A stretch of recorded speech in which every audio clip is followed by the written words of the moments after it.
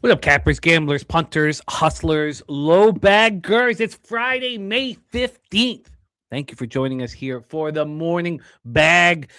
Ooh-wee. I got action. A huge Friday, a monstrous Friday awaits. We must get this weekend started with winners. Got the nuke worker in the house. Justin McKelvey stacks played of the days 1 and 2. Phillies Pirates over 8. Chicago White Sox team total over 3.5. We're going to have Jose Bouquet, the great Jose Bouquet, joining us here shortly. Thank you guys for joining us. Let's get right to work because we immediately start our proceedings here. Let me just move over to there we go. We immediately start our day with stacks action. Immediately start our day with stacks. So let's get right into Phillies Pirates. Stacks play day number 1 is the Phillies Pirates over 8 at minus 110. Stacks, stacks, stacks, stacks, stacks, stacks, stacks, stacks, stacks, stacks, stacks, stacks, stacks. Gamma Ray play of the day is in as well. It is the Timberwolves plus 5.5. But let's get right into Stacks' action, Stacks' plan of attack, and break this one down. Because I was leaning towards the other side. It was not one of the moves I've made. I have 17 open bets in Major League Baseball. It is an important day to succeed. Irish King in the house. Kristen Hess, Ronnie Lofton ready to work. So let's roll. There's Wine Time Sports. Phillies Pirates, PNC Park in Pittsburgh, Pennsylvania. Why don't we roll into a ballpark pal here as well? Get the plan or the thought process behind the weather in PNC Park. So for Friday, May 15th, PNC Park minus 1% runs, minus 16% homers, plus 11% doubles and triples, and plus 1% singles. We have Aaron Nola on the hill up against Braxton Ashcraft. And this line had been moving towards Aaron Nola for a little while. Now that move stopped in its tracks. And, honestly, I thought with the 5 or 6 cent move towards the Phillies that they were somewhat appealing. And I still sort of do. They opened up at plus 119. We went down to plus 113. Now we're back at plus 118. So we've had a 1 cent move towards the Philadelphia Phillies. From a total side of things, we're just sitting here at an 8 at a pick'em. This 8 at a pick'em has been staring at me since 2:03 p.m. yesterday. It has not moved a solitary cent. Let's take a look at the cash flow for our first spot on the board, Nola Ashcraft. We have 64% of the tickets on the Pittsburgh Pirates and 71% of the cash on the Philadelphia Phillies. It does not appear to be moving the line at all. When Circa came out with this line, it was Pittsburgh minus 135, and they've just been sitting here with that line since 8:32 p.m. yesterday with no movement whatsoever. 75% of tickets on the under, 51% of cash on the over. There's Black Thor King ready to get to work. Thank you guys all for joining us. Let's talk about Aaron Nola. He was terrible last year. 6.01 ERA, 1.35 whip. The 1.35 whip was, not horrific. Here this season through 42 innings, 5.14 ERA, 4.30 xERA, and we have the 1.48 whip here. So let's go through these last starts. His last start, May 9th, 9-3 win at home versus the Marlins. He went 4 2/3, 6 hits, 3 earned runs, homer, and 4 strikeouts. Monday, May 4th, 6 innings, 5 hits, didn't allow a run in a 1-0 win at the Marlins. Back-to-back starts against the Marlins. They got to him the second time that they saw him. And, looking at his road starts, they've been okay. I don't know. I guess I can't say okay. That last start against the Marlins was okay. It's optional misery. Do I really want to sit here and invest in Nola? I do find the plus money sign beside the Phillies appealing. We have Braxton Ashcraft on the other side, 2.77 ERA, 2.57 xERA, 1.05 whip. We got Flank Steak play of the day is the San Diego Padres, Randy Vasquez. I am wearing a Padres hat and fading them, so I'm a little nervous to hear 9 Legacies action. I will copy and paste that, and we'll copy and paste Black Thor Kings action as well. There's Dougie Wise ready to get to work. Braxton Ashcraft in his last 2 starts has been spectacular. I mean, nothing short of excellent. We'll go back 2 starts back. Well, he was bouncing back off of his first bad start of the year. It was Tuesday, April 28th. We saw him Sunday, May 3rd, 7 2/3, 4 hits, no earned run, 6 Ks, 2 walks, and a 1-0 win at home versus the Reds. And then we saw him Saturday, May 9th, 7 innings, 1 earned run, it was a solo shot, 6 Ks, and no walks, and a 13-3 win at the Giants. Nasty Nate in the house. We have plays of the day rolling in. I will be copying and pasting all of them. The Phillies are not hitting righties. So, I mean, if we're looking at advantages at this point, now we have a vividness bias on the Phillies offense, but Pirates are hitting righties quite a bit harder over the last 30 days than the Phillies. 248, 733 OPS. Phillies just 236, 64 OPS. You have to say that there's an advantage with Braxton Ashcraft over Aaron Nola. I've had question marks around this game. I thought that I was going to move on the Phillies last night, but as you know, I was putting in all my action until 1:30, 1:45 in the morning. The line was moving back towards the Pirates. And with all the action I have, I think I can stay off of this game. I think I can stay off of this first spot on the board. I will, though, copy and paste Black Thor Kings best bet here. Get it right under the Nuke Workers Gamma Ray play of the day. We'll get 9 Legacies plays of the day here. It makes me nervous to see 9 Legacies action. 9 Legacy nailed the Minnesota Lynx yesterday, and so did Rod Zawacki. I was on the wrong side of that. Free bands play today is the Spurs -4. I cannot wait for that basketball game this evening. And 9 Legacies also on the Toronto Tempo. And my best bet on the board is the LA Sparks. I've tripled up. It's very early in the year for a triple up, but I have hammered the Sparks. So it makes me very nervous. See 9 Legacy on the other side of that. Kev Cuzzy in the house. Thank you guys for joining us. We'll have BT ready to get to work. And we start out our day with the Stacks play of the day on the over 8 at -110. And that's Sean Pulliam. Okay, my man Sean. Okay, that's all good. I didn't know. Respect Sean, my man.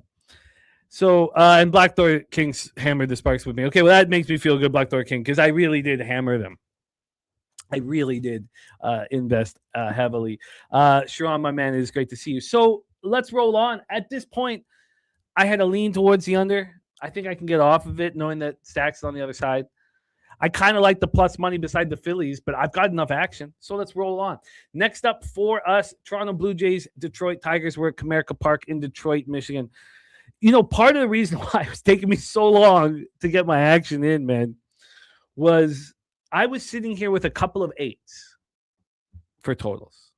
One was the Toronto-Detroit total, and the other was the Cincinnati-Cleveland total. And I spent way too long deciding if it was an 8.5 or an 8 for me. If I was going to pay for the 8.5, allow that 8, which is, such a common final score for the total to land on 8, to be a winner and not a push. And I sat there, I was doing math, I was sitting there working on it. There's our guy Von Polo. Says, big day for Toronto. Give me the Blue Jays after this show. I'm right back to the new Drake album. Von Polo says the Drake album is fire. I've yet to listen to it. We'll get this all fixed here. We have our guy Jose on the 1s and 2s. I'm sure he's got a plan together for us. There it is. He'll be joining us here shortly. I'm looking forward to hear Von Polo. Looking forward to hear it. He's got a lot of work to do, that man. But we move on to this Blue Jays Tigers spot. Trey Savage versus Ty Madden. Another thing, and there's our guy Nuffletch Allen in the house. Another thing that took me a long time getting my action in was this game. I was just sitting there. I did a deep dive on Ty Madden. He's a first-round pick. We saw him in 2024. Then, we didn't see him through 2025 because of Tommy John. This is his second career start. We've seen him as a primary twice. He's looked very good. And can he look good for a third start in a row? And I sat with this for a long, long time, and I did end up moving on multiple bets here. I am on the first 3 under 2.5 and the full game under 8.5. I chose the 8.5. I could have gotten 8 at minus, I believe it was going to be a minus 102. I got the 8.5 at minus 122. This total did open up at 8.5 minus 125 to the under, and then it moved to 8 within 21 minutes. Since it's moved to 8, it was juiced to the under a little more. There's been a 3-cent move towards the over. From a money line standpoint here, we have no movement. No movement. So, Savage has looked brilliant. Look, he was our best pitcher as soon as he put on a Blue Jays uniform last year. And he kept us together and pitched the most important games throughout the playoffs. Then he had some injury issues in the offseason, things they wanted to clean up. He starts the season a little bit late. He goes to AAA Buffalo. He gets lit up and smoked, but he doesn't care. The guy's savage, man. He's 21 Savage. He doesn't care. And he comes in and immediately starts shoving. So what should the price difference be then if you think that Savage is legit and Madden is the question mark? We have minus 122 here for the Jays full game. And first 5, minus 120. Well, this is tricky. And Justin McKelvey's got the Savage 6+ strikeouts at plus 100. We got TC, just my 2 cents in the house. So I believe the line is this way, not because Savage is going to get touched up. 0.68 ERA, 1.35 whip. He's got a 2.16 xERA. He hasn't allowed a home run yet this year. He's not been going deep into his starts. We're going to have to use the bullpen. The bullpen is very mediocre. Well, it's been a little better than expected. I mean, if you put a line through Hoffman, it's been pretty good. 3.99 ERA, 1.30 whip. Tigers bullpen, 4.17 ERA, 1.40 whip. Tigers are hitting righties harder than the Jays. 261, 740 OPS. Jays 266, 706 OPS. When it was all said and done, I got past my concerns on Ty Madden.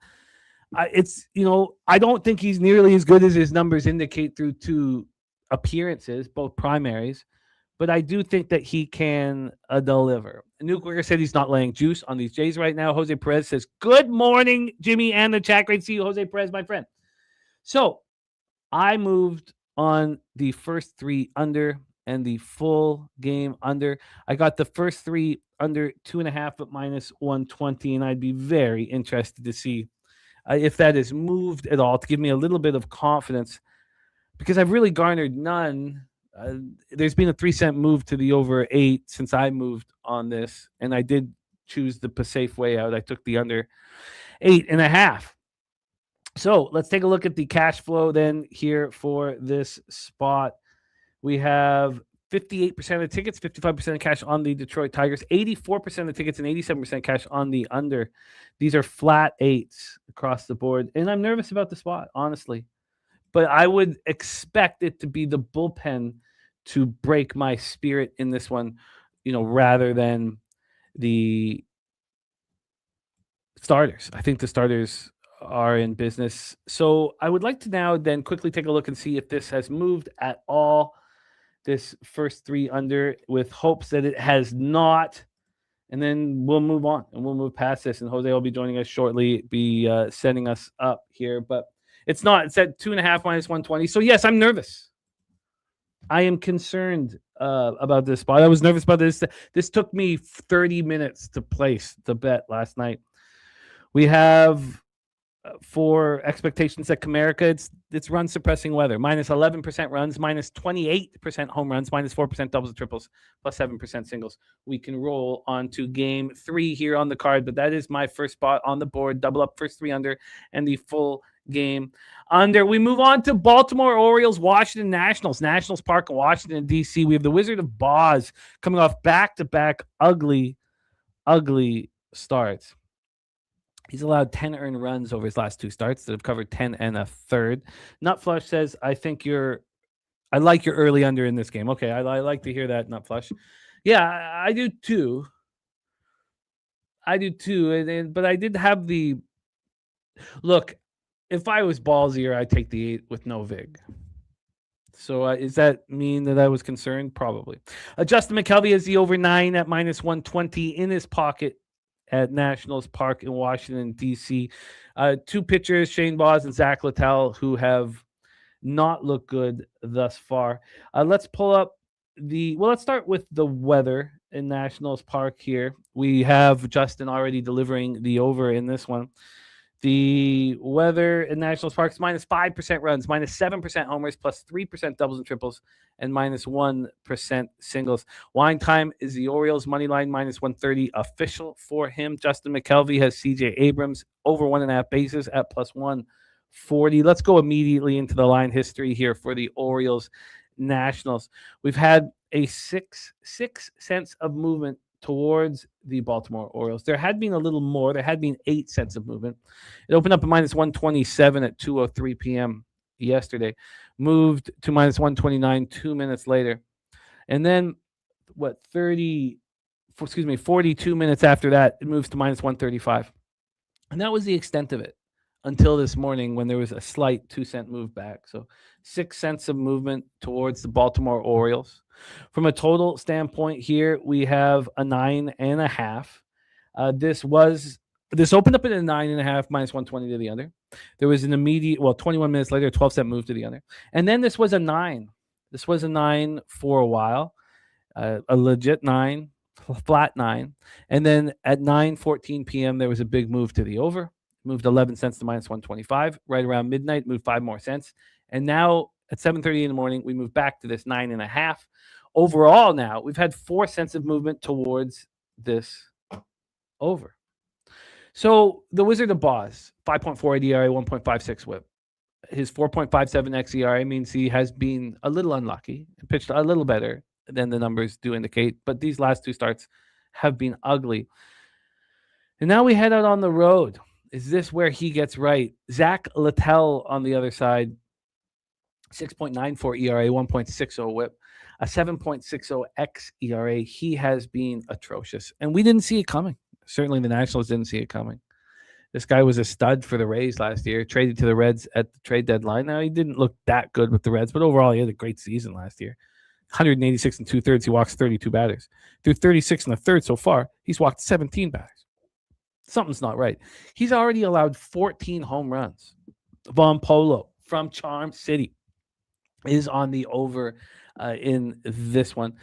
Orioles are not hitting righties, 226, 682 OPS, and the Nats aren't hitting righties, 222, 711 OPS. And this Nats bullpen is pitching very well right now, 3.41 ERA, 1.29 whip, while this Orioles bullpen, 4.32 ERA, 1.37 whip.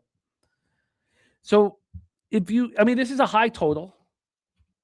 It's a high total. It is not an offensive weather situation. And the total is high, and the belief in the overs is predicated on the weakness of the starting pitching. I have a vividness bias with both of these pitchers. I kind of wanted the Nats in this spot. But again, I have enough action. And if there's any types of question marks, just leave them alone. 71% of the tickets and 81% of the cash is on the Washington Nationals. Circa has this as a minus 141, but that's where they opened it up at 8:33 p.m. last night. And when we get to a total situation here, 76% of tickets on the over, 85% of cash on the over. So there is no action for me. Nicholas Handy says the Orioles have good history versus Littell, and the Nats have never seen the Wizard of Boz. Jose Bouquet, my friend, happy Friday to you. How are you, my pal? I'm good. Happy Friday as well. It's been a busy morning. But let's get after it. Let's get after it. So we're 3 games in, Jose. 3 games in. Philadelphia, Pittsburgh. We have heard from Justin McKelvey. He's on the over 8. That's Stack's play of the day, number 1. I had interest in the under 8, and I had interest in the Phillies, and I'm just going to let them both go. I moved on the first 3 under in the full game under in Blue Jays Tigers, backing Savage and Ty Madden with some concerns about the bullpen, and I paid for the 8.5. Then I have off of Orioles Nationals. I did have a lean, as we talked about last night, towards the Washington Nationals. Wine Time Sports is on the Orioles. Justin McKelvey's on the over 9, as is our guy Von Polo. Do you have action on any of these first 3 games? I do not know. I had not gotten a chance to really look over the card. I was excited to do that with you guys here, but this the Blue Jays Tigers line is very interesting and shocking that it's that low, in my opinion. Yes, shocking, very shocking. And the Blue Jays are more expensive full game than they are first 5, which must indicate that Either Savage gets touched or Ty Madden is going to pitch well, and I believe it is the latter. So I'm in business. I'm very comfortable. I moved past 2 games that I had question marks around. I've doubled down on that Jays-Tigers game with not a ton of confidence. Jose, set the table for us for Reds Guardians. Get the timer. We'll have the timer rolling for the rest of the card, and we'll be moving quickly, but we're fine for time right now. Jose, Reds Guardians, Progressive Field in Cleveland, Ohio. Yeah, Andrew Abbott versus Tanner Bybee here, lefty on the mound for the Cincinnati Reds. So that naturally asks the question, how good are the Reds against lefties here? And by the way, the Guardians versus lefties. Yes, I do. Thank you very much. No problem. Guardians against lefties in this last month here are 4th best in the league, 115 weighted runs created plus here. Market in this game here early. We have 61% of the bets, 73% of the money on Andrew Abbott. The disrespect for the Cleveland Guardians seems to be real here today. And as for the market information, we have at Bet Online about a 4-cent movement towards the Reds here, but not too much. Minus 140 openers, now minus 136. I would have no problem backing the Guardians. Seeing the public on Andrew Abbott. The key point for Jose's setup is what the Guardians are doing to lefties. 4th with weighted runs created over the last 30 days, hitting 266 with a 765 OPS. And I was able to put a line through that with my unders. And that's because look at who Abbott has just shut down, the Astros and the Cubs. You want to know a team that's destroying lefties at a much higher number than the Guardians? The Cubs. Where are the Astros on that list, Jose, against lefties? The Astros are, let's tell you right now, they got to scroll down pretty far. 20th, 93 weighted runs created plus. And the Chicago Cubs. And the Chicago Cubs are right above the Cleveland Guardians, 129 weighted runs created plus and 134 plate or 334 plate appearances. The Cubs didn't score a run, and we know I've got a vividness bias with the Astros against lefties. K-Jax in the house, great to see you, says, let's get this weekend started right. I'm right with you, K-Jax. Danzo says Bybee's 0-5 first 5 innings. It does not concern me whatsoever. It is just a fluke that he has a 2-1 extra inning loss in his last start. You go back 2 starts back, 3 starts back, a 1-0 loss at home versus the Rays.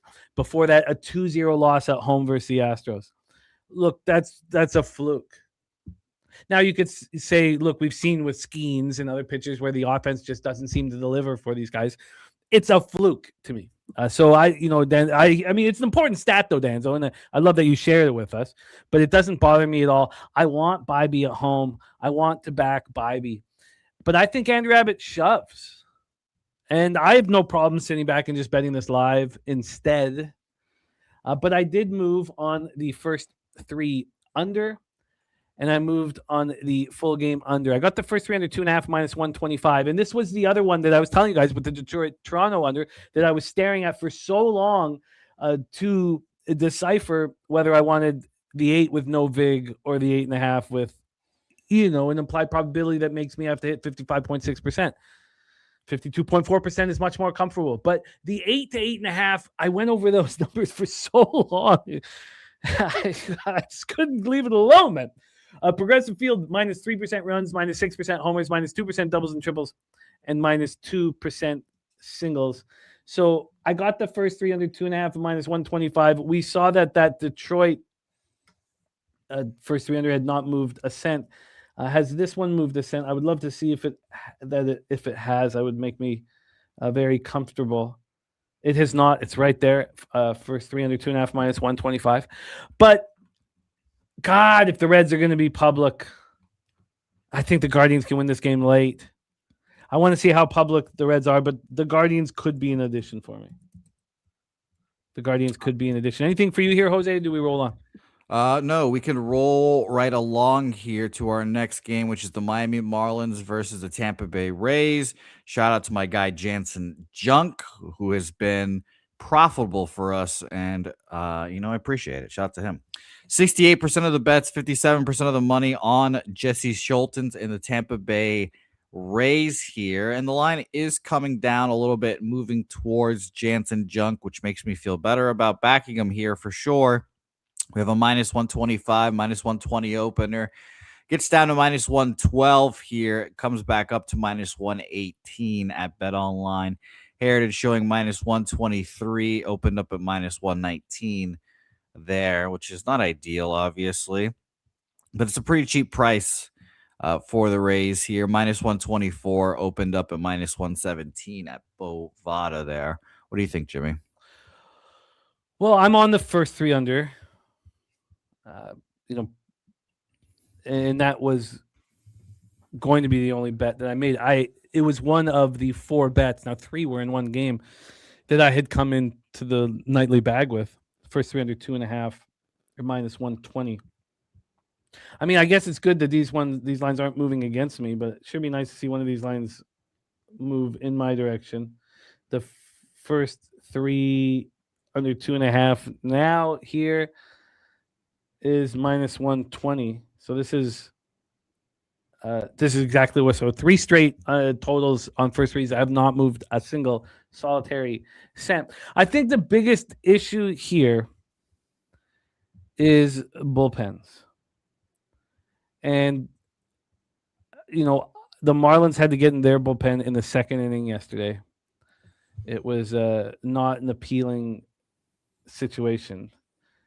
They used Bakar, Fauché. Fauché's, I think, very good, but he could probably pitch again. A King, a Bender. Bender only is a 1-inning guy, and they used that's it, and John King. So they used those 4. So Phillips and Nardi were not used. Phillips was used on Wednesday, and the King's gone back-to-back days and can't go. So maybe that's not as bad. It's not as quite as bad as I had thought it was. And then we have a Rays bullpen that's completely now rested and ready to rock. So I think I should get over my concern. I had concern that I think is not necessary. So let's revisit the full game under. Let's revisit it. It's 5-cent move towards the under here. And when we get back to the cash flow, we have 89% of the tickets and 89% cash on that under. That's a lot of people on the under for it not to be moving a cent. But I can get there. Shout out to Chris Warren. Chris Warren on the Rays money line says good price. And Chris Warren has been making these spots work quite well. I've been watching when he takes the better team in a situation when the line's moving against them slightly, but he knows he's got the better team and likes the price. And I've seen him succeed in this situation. I think I have an advantage with, we'll definitely get there, flat face. Our order is right. Flat face is dope. Our order is right there. So we'll get there and we'll break it down. I think I have an advantage. I know I have. Well, look, I think I have an advantage with Jansen Junk over Jesse Scholtens. Jesse Scholtens has needed the primary or being the primary, needed an opener a few times. I think he's an okay pitcher, a pitcher that they believe in. They believe in because they're paying them peanuts. They trade away the pitchers that they need to pay. They're doing a hell of a job building a baseball team. And no offense to what they're doing over there. But I have interest in the Marlins first 5. I had interest immediately. I almost bet it yesterday. What should the price difference be? I mean, the Marlins are plus 109 over at Penny, a full game. And first 5, these Marlins are plus 102. So I don't know. Jose, what do you think? So I bet the first 3 under. What do you think of the Marlins first 5? What do you think of the full game under? I looked at the first 5 just to see if there was a difference, and there doesn't seem to be. Minus 120, minus 122 across the board. Bookmaker showing minus 113.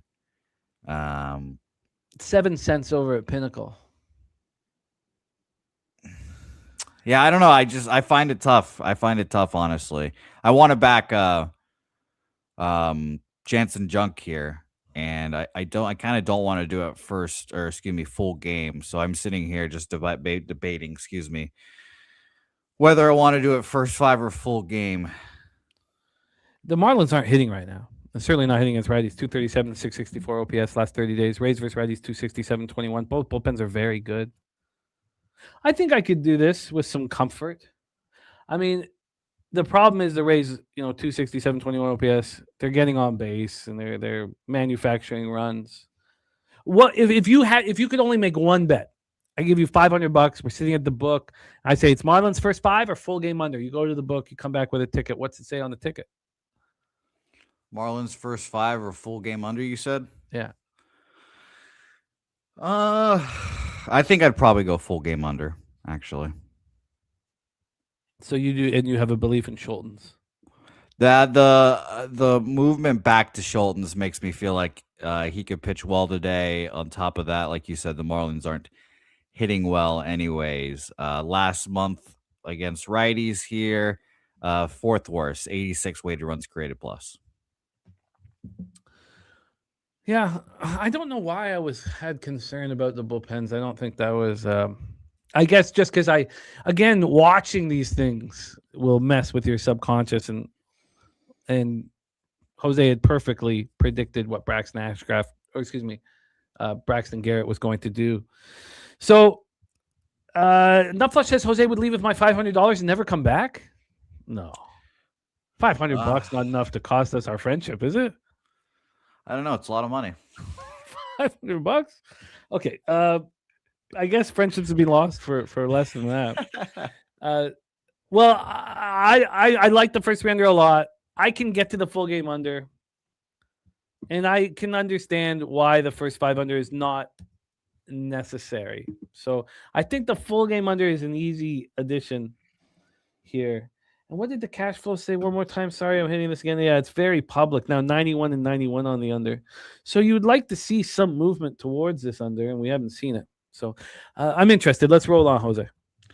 All right, let's roll on New York Yankees versus the New York Metropolitans here. A little Subway Series action. Man, I sat with this game for way too long. These bets took me so long.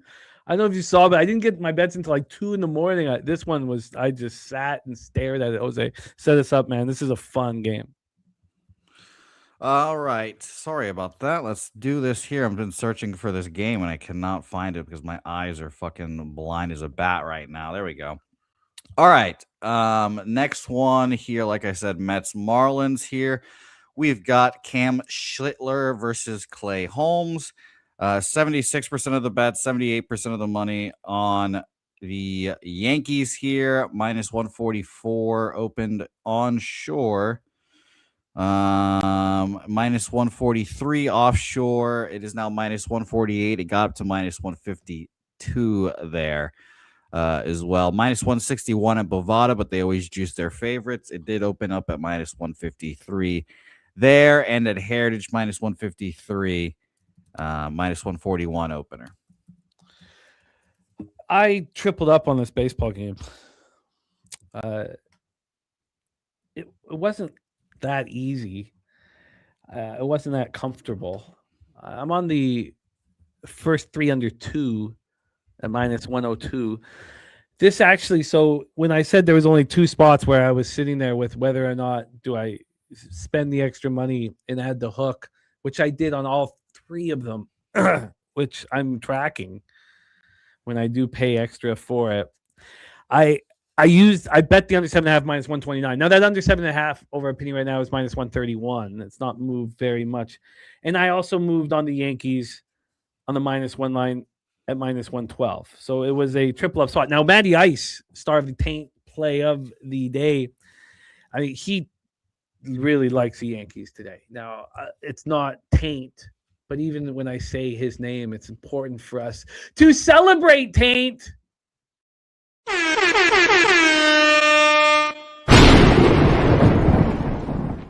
Kong in the house says he's going to be on Schlittler strikeouts in some form, either over 7 at plus money or over 6 with someone else working on that now, maybe moving on both. There's our guy, Top Set. Oh, Buck Knife.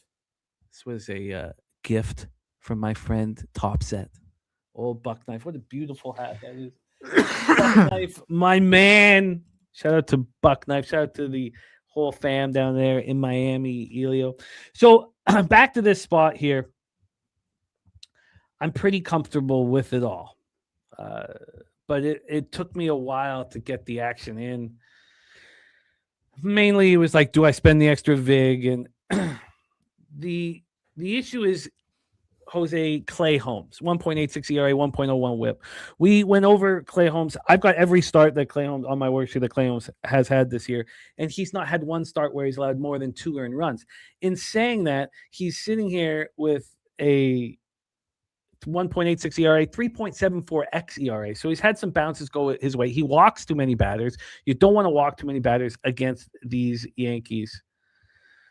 But, I did it. I knew one thing. I knew that this line was going to end up moving towards Schlittler and the Yankees.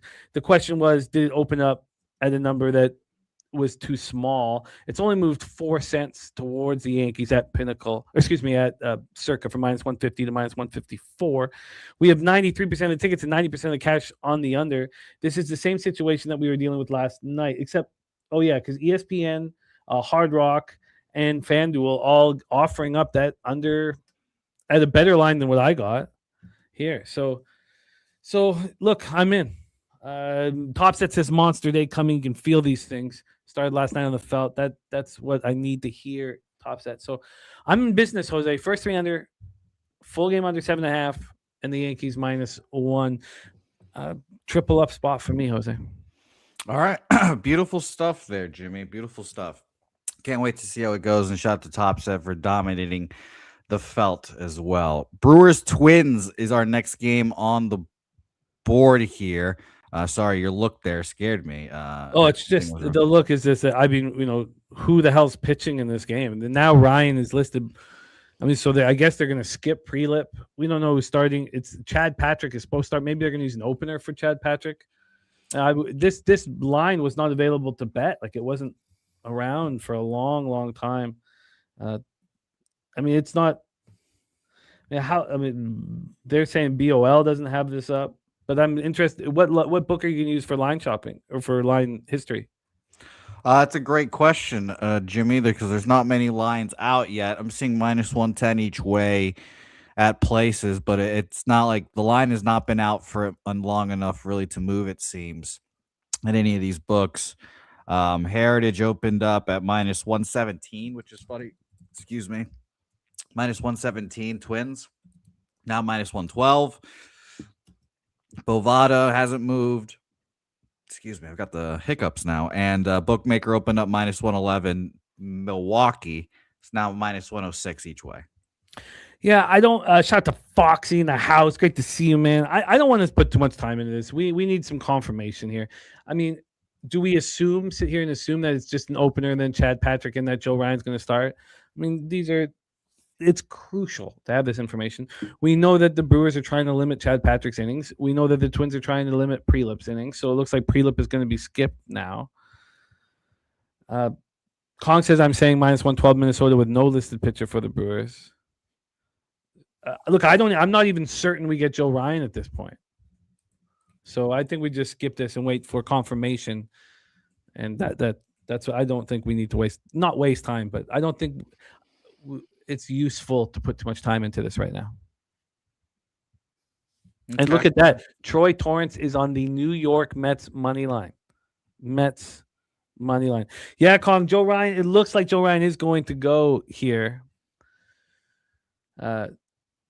I guess you could hang your hat on that at this point, but we need more information. And Troy Torrance on the Mets. What a call by Troy and by our guy, Just My 2 Cents. Both of them were on the Cubbies yesterday.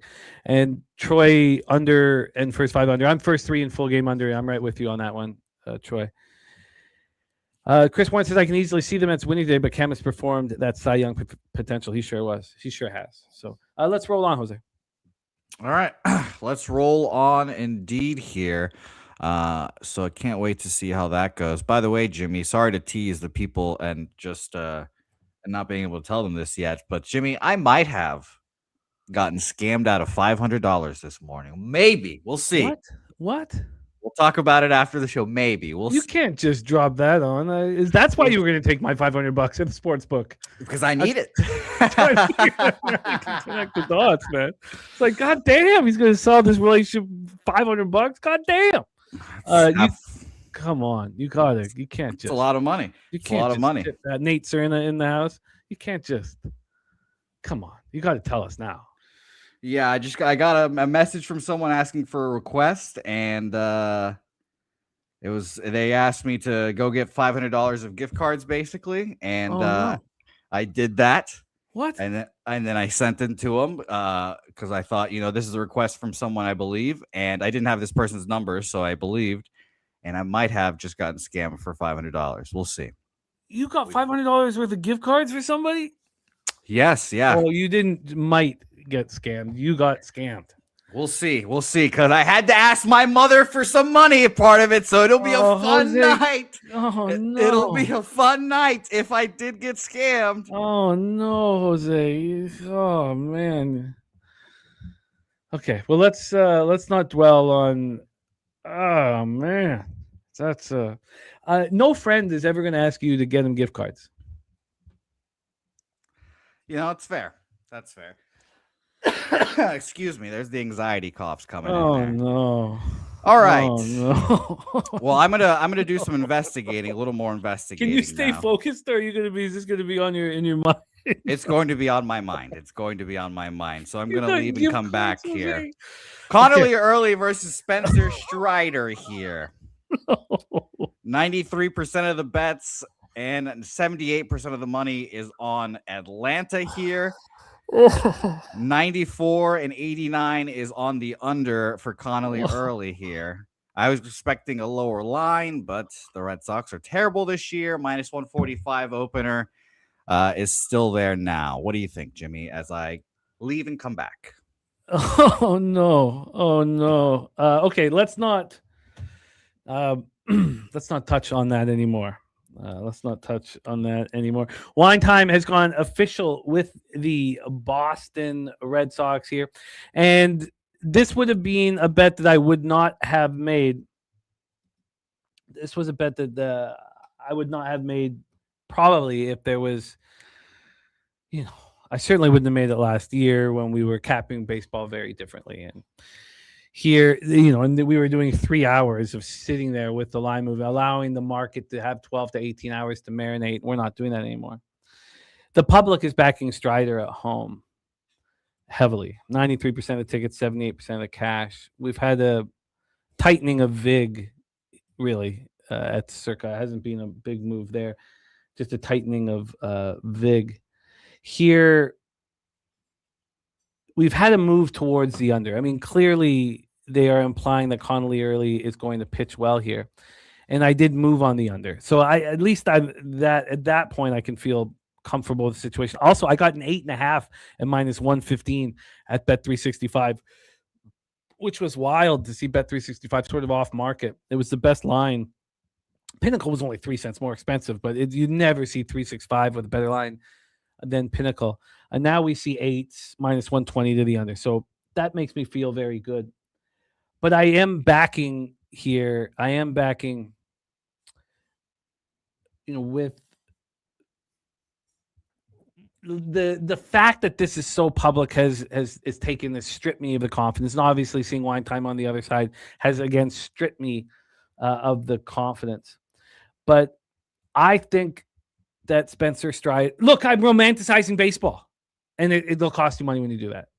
I think Spencer Strider in his first home start in Truist Park is going to absolutely shove. But the books are telling us that that's not the case. The books are telling us that Wine Time is, does have this right. The Braves are minus 144 at Penny, and first half they're minus 143. So it's not like there's a big difference.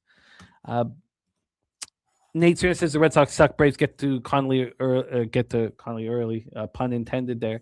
The Braves are smashing lefties. 269, 761 OPS, and the Red Sox are not hitting righties at all. 218, 623 OPS.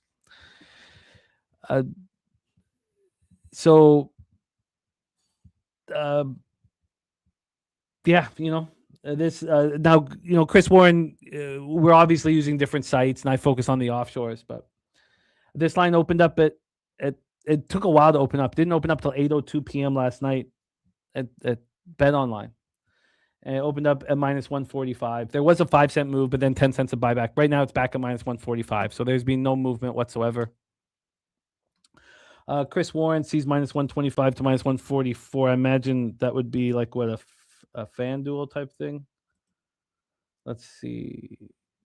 Yeah, FanDuel opened this up at 7:51 p.m. at minus 134. So a 20-cent move towards Atlanta. Yeah, I don't really trust the FanDuel openers. Maybe I should, but you're right, Chris Warren. You're absolutely right that it opened for minus 134, or at least at FanDuel. I mean, maybe you have a book that went from minus 125 to minus 144. Nate Cernick says it can only be a brave spot for him. Can't be for me here. I wanted to double down. So look, I had planned to be on the Braves first 5 minus half and the Braves full game -1. The non-movement and not being more expensive on the first 5 for the Braves kept me off of it. So for me, I'm on the Braves -1, which I'm concerned a little bit about, but I am also on the under here. Robert Franklin says Strider looked sharp. Says fastball was consistently hitting 97. Slider has a 64% whiff rate. Look, he looked excellent, and I think we can put a line through the first road start.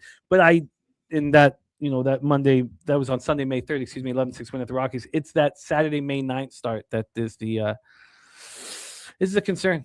So Wine Time and Nasty Nate together on the Red Sox. Let's roll on. Next up on the board, Cubbies, White Sox, right field in Chicago, Illinois. We talked last night. Edward Cabrera has been okay.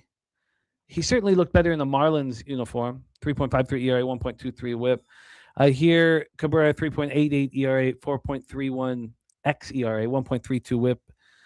Walks have been a problem, but this year, he's been barreled quite a bit. He has allowed seven home runs here. On the other hand, Sean Burke, 3.68 ERA, 1.09 whip. He looked excellent last year, and he seems to be following that up. Maybe excellence a little much. He showed flashes of potential, but he walked too many batters last year in his rookie season. This year, he's looked quite strong, and he's coming off a start where he got lit up and smoked. 4 1/3, 6 hits, 6 earned runs in a 12-8 loss at home versus the Mariners. So he's got consecutive home starts. To me, it just seems like a blatant bounce-back spot. In the 2 starts previous, he didn't allow a run. Sunday, April 26th, 7 1/3, no earned runs, 4 Ks, no walks. Saturday, May, and that was at home versus the Nationals. And then Saturday, May 2nd, 6 innings, 8 Ks, 1 walk, and a 4-0 win at the Padres. He looked very, very good. Very good. Stacks play of the day, number 2, is the White Sox team total over 3.5. So I was immediately uncomfortable with the 18-cent move right out of the gates towards the Chicago Cubs. Let's take a look at what's going on with it now. It's come back a little bit. Okay. So this opened up minus 127. As I said, there was that 18-cent move when we were talking last night on the nightly bag. It was minus 145. Now it's minus 142. So we've come back 3 cents. From a total standpoint here, we have an 8.5. This one opened up plus 105 to the over. Now it's minus 110 to the over. So we have 15 cents of movement towards the under. And Wine Time says, give me the free run. He's on the White Sox plus 1.5 at minus 130. Says he's been on the White Sox all season, though. Robert Franklin says Cubs bats have gone cold. 238, 752 OPS in the last 30 days. White Sox are hitting righties in the last 30 days harder than the Cubbies. And both bullpens are pitching quite well. So let's take another look at the cash flow here, and then we can move past it. 52% of the tickets, 61% of the cash on the Chicago Cubs, 52 and 61. 66% of tickets on the over, and 57% of cash on that over. So my thought process was I wanted the White Sox first 5. I wanted Burke on the bounce back. And now, or even, with that opening move, now we have a minus 139 now for the Cubbies here. Look at that over at Penny. So let's press the button on first half and see the difference. And it's minus 141. It's strange, implying that you want more time, more innings. God, why wouldn't Burke bounce back here? So the first 5 plus a half, I've had question marks around, and I still do. The first 5 plus a half minus 117. That was exactly the price we were talking about last night. So I don't know at this point. I certainly didn't develop the conviction to move on it. Talking with you guys.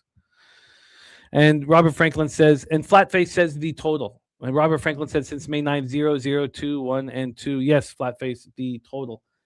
Important. And I said that we would discuss it. So thank you for that. We'll move right there. So as we're sitting here with the 8.5, we've seen the 15-cent move towards the over. That's a pretty legit move towards the over. When we get over to the cash flow for this one, you have 66% of the tickets and 57% cash on the over. We have FanDuel. So the line's all over the place. All these 8.5s everywhere, but not over at Circa. They're sitting here with an 8 over minus 120, which means they're sitting there. They're saying, if anybody wants to bet the over, come here and bet it. Troy Torrance says the under 8.5, says this line will move back towards the White Sox, then buy the Cubs around minus 135. And Troy is on the under 8.5, expecting a nice start from Cabrera. We've seen, 4 straight starts of 5 now. 5 since go all the way back to Saturday, April 11th. 5 straight starts of Cabrera. God, sorry. It is 6 straight starts. He had 5 straight starts where he allowed 3 earned runs. Now, that's not bad. 3 of those 5 starts were quality starts. The last start, he allows 5 earned runs at the Rangers. Nate Cerna does lean to the Cubbies. Danzo in the house says, yeah, but the Cubs are playing on the road, and they're playing the best team in baseball. When you have 2 winning streaks of 10 wins, you can do that shit. Talking about the Cubs' lack of hitting over the last few days. There's our guy, Mark Staszowski, in the house. When it's all said and done here, I have interest in the White Sox first 5 plus a half. And I would like to get there. I would like to back Burke here in a bounce back start at home. And I think I can get there. Right field has offensive weather here. So we have a slightly.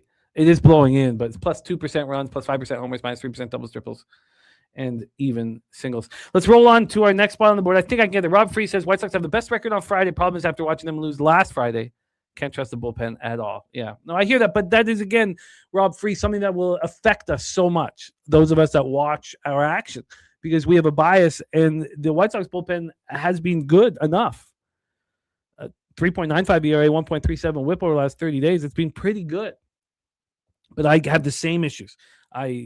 When I see something, and if I lose a certain bet, it's going to stick in my head, and the subconscious is going to mess with me. So we both deal with that. Let's roll on. Rangers, Astros, Dyken Park in Houston, Texas. We have Jack Leiter going up against Spencer Arrighetti. Jack Leiter here, 4.85 ERA, 1.43 whip, 4.61 xERA. Jack Leiter had a really nice start. And maybe this is exactly what Cabrera is lined up to do, because he has similar numbers to Cabrera. If we go back to Saturday, April 11th, which we did with Cabrera, Leiter allowed 5 earned runs over 3 2/3 at the Dodgers. You go to April 16th, 9-6 loss at the Athletics, 3 earned runs over 5 2/3.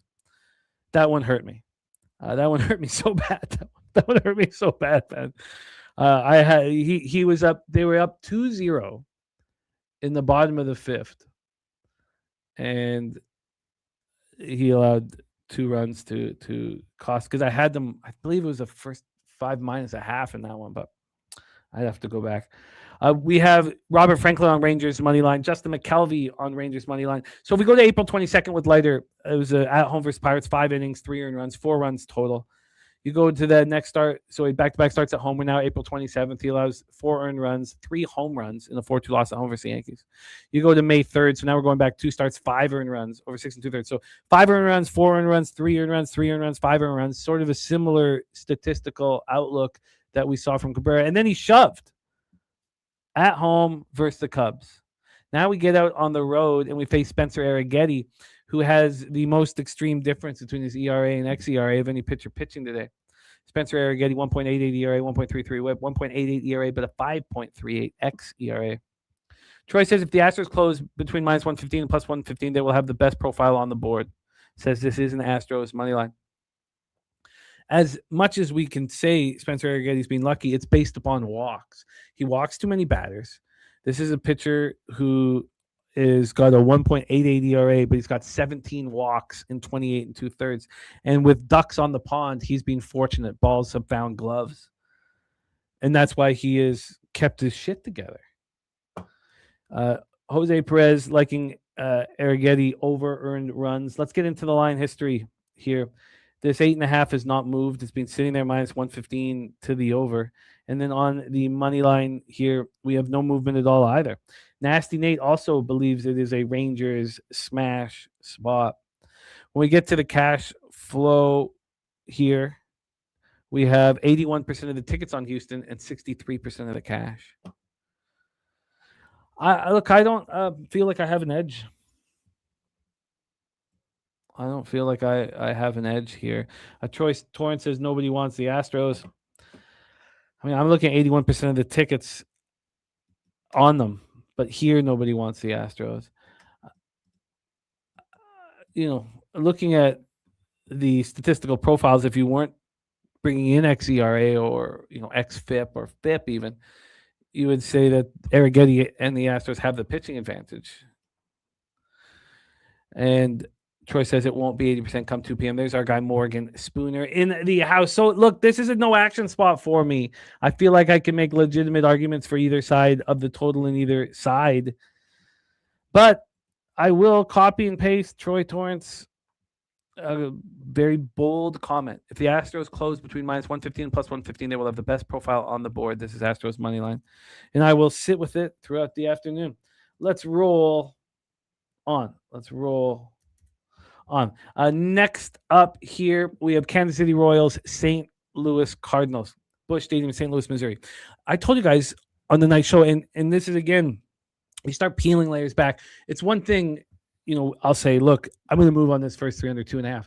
But then you get to the point, and I sat there until like 2 a.m. putting my action in last night. You get to the point where it's time to press the button. It's time to invest in it. And I was astonished that this first 3 under was so expensive to the over. It was minus 105 to the under, and it just didn't make any sense. So I'd like to do a quick compare and contrast here as to what scared me. So we have Royals Cardinals here is an 8.5 at minus 110. So is Cubs White Sox, 8.5 minus 110. So we also have Texas Rangers Houston Astros at 8.5. It's minus 115 to the over. So those are our comparisons right now. So let's start with the exact comparison. Cubbies White Sox. We're going to go to their first 3, and we have the first 3 under 2.5 is minus 120. It is a pick'em. Then we're going to go to this spot where, to me, the way Dustin May is pitching right now, and the way Walker has pitched in every game except for those 2 bad starts he had about 4 weeks ago, this is a better pitching matchup. But maybe that's wrong. Maybe it's even. And this is minus 135 to the over. Why? Blackdoor King says Royals smash spot for him. Why? Michael Wacha, 2.63 ERA, 0.99 whip. Now he's a 3.65 xERA. He had that hiccup Wednesday, April 22nd and Wednesday, April 29th. But these last 2 starts, he's going to combine 14 innings, allowed 6 hits, 2 earned runs, 9 strikeouts, 3 walks. He's looked great. Then you have Dusty May. Dusty May got the season off to a terrible start, had 2 real bad starts, allowed 13 earned runs in those 2 starts. Then we had him in his last couple starts pitch well. I mean, that start at home, the 6 innings at home, allowing 3 earned runs at home versus the Dodgers was impressive. You know how much he despises that group. I mean, who doesn't want to play for the Dodgers? And they didn't want him. Shout out to my guy, Robert Cherry, in the house. Robert Franklin says, if you trust May, it should be the under 8.5. The Cards and Royals bullpens are okay. Both teams are hitting. Why on earth is this a first 3 under 2.5? A minus 105 to the under. So that tells me that these guys are going to get touched here. The first 5 is a 4.5 minus 125 to the over. Again, we have that perfect example with the same line in the Cubbies White Sox. And that is So we had over 4.5 minus 125. This one's over 4.5 minus 105 to the over. Well, I've been sitting with these spots here for too long, where I've watched Jose bet them. I'm sitting here saying, oh, it doesn't make sense. This line doesn't make sense. And I've watched Jose bet the over in these spots. Well, it's time for me to do it. I'm going to bet the first 5 over in this one. I had planned to bet the first 3 under, but when you bet these first 3 unders so often, you're so used to seeing the lines. When something doesn't make sense, there has to be a reason for it. So there we go. Jose says he thought he could trust Bubic. I was on the over in that one, and I timed that terribly. It should have got a push. All right, let's roll on. We move on to our next spot on the board here, and this is one that I have moved on. The 8:40 p.m. Eastern, Arizona Diamondbacks at Colorado Rockies. Steve Fehrenbach in the house. It is great to see you, my friend. And here we go. We have Merle Kelly going up against Kyle Freeland. Merle Kelly sitting here with a 7.62 ERA and a 1.92 whip. So he had the back injury, and it caused him to miss the first few weeks of the season. And then he comes out of the gate. He has a nice first start. Maybe the back was bothering him. Who knows? But he has 3 really bad starts in a row. And then he looks better last start at home versus the Mets. We have 2 old pitchers on the mound. Well, Freeland, when I look at Kyle Freeland on the mound, I see Jamie Moyer. But Freeland is only like 30 or some shit. But we capping him for a long time. So Kyle Freeland starts the year beautifully. And we back him. And he starts the year beautifully. And then what happens? He gets left shoulder inflammation. He misses a couple starts. He was placed on the 15-day IL.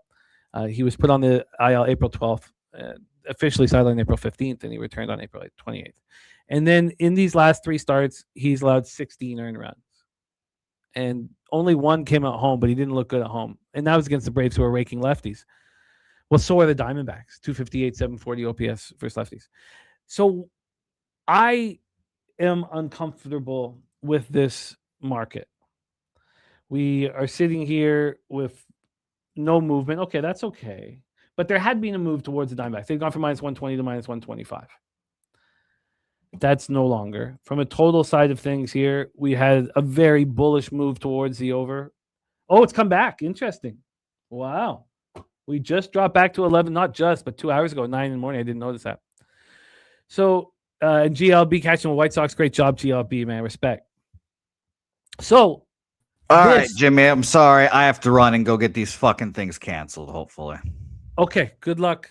Good luck. Do your best. And fucking idiot. Fucking dumbass I am. We can dump the graphics because I don't have it set up to handle it on my own, and there's nobody here. And by the way, Jimmy, yeah. I obviously asked my mother for $400 to help pay for this bullshit. I obviously did. So that's what's really annoying here. If I lost $500, who cares? But god damn it.